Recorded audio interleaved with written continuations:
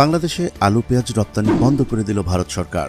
তাদের উৎপাদিত আলু ও পেঁয়াজ সরবরাহ করবে না বলে জানিয়ে দিয়েছেন পশ্চিমবঙ্গ রাজ্য সরকার। এতে দিনাজপুরের হিলিস্থল বন্দর দিয়ে আলু ও পেঁয়াজ আমদানি বন্ধ হয়ে গেছে। অন্যদিকে পাকিস্তান থেকে আবারও আসছে জাহাজ।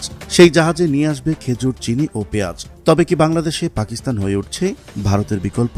ভারত কেন পেঁয়াজ রপ্তানি বন্ধ করল? তবে কি নিজের পায়ে নিজেই কুড়াল মারল ভারত? তা জানাবো আজকের এই ভিডিওতে। চলুন শুরু করা যাক। গত ২৬ নভেম্বর সকাল থেকে নতুন করে পেঁয়াজ কিংবা আলুবাহী কোনো ট্রাক হিলি স্থলবন্দর দিয়ে বাংলাদেশে প্রবেশ করেনি।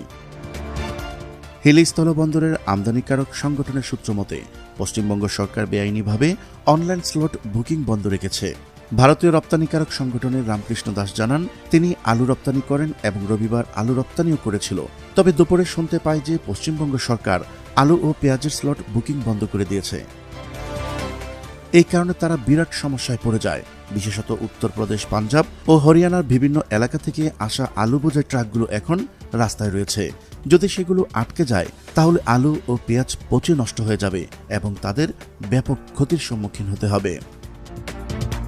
অন্যদিকে পাকিস্তান এমনিতেই সুযোগ খুঁজছে বাংলাদেশের সাথে বাণিজ্য বাড়াতে। পাকিস্তানের হাইকমিশনার সৈয়দ আহমদ মারুফ বলেছেন, বাংলাদেশে চিনি, পেঁয়াজ ও খেজুর রপ্তানিতে পাকিস্তান সরকারের আগ্রহ রয়েছে। শুধু তাই নয়, বাংলাদেশে গমও রপ্তানি করতে চায় পাকিস্তান।